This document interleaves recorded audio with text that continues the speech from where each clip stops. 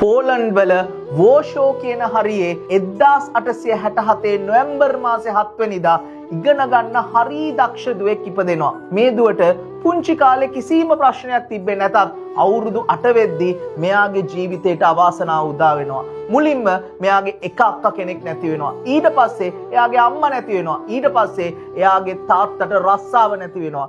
මේ මොන කරදර බාධක ආවත් මෙයා ඉගෙන ගන්න තියෙන ආසාව නැති කරගන්නේ නැහැ. 1883 දී මෙයාගේ සෙකන්ඩරි এডুকেෂන් එක ඉවර කරන්නේ টপ ඔෆ් ද ක්ලාස් වෙලා ගෝල්ඩ් මෙඩල් එකක් අරගෙන. හැබැයි මෙයාට ගෝල්ඩ් මෙඩල් එක හම්බුණාට ඉමීඩියට්ලි යුනිවර්සිටි යන්න වෙන්නේ.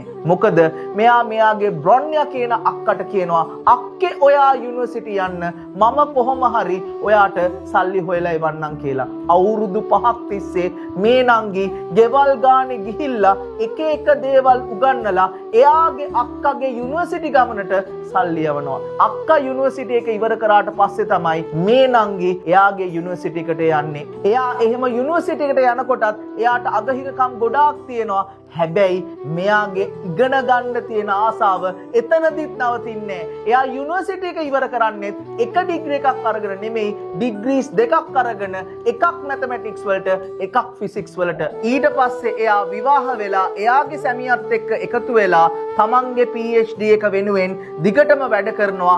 සල්ලි නැතිකමට දරමඩුවක ලැබ් එකක් හදාගෙන මෙන්න මේ දරමඩුවේ ඉඳන් මේ කෙල්ල අද ලෝකෙම වෙනස් කරපු සංඝටක දෙකක් හොයා ගන්නවා.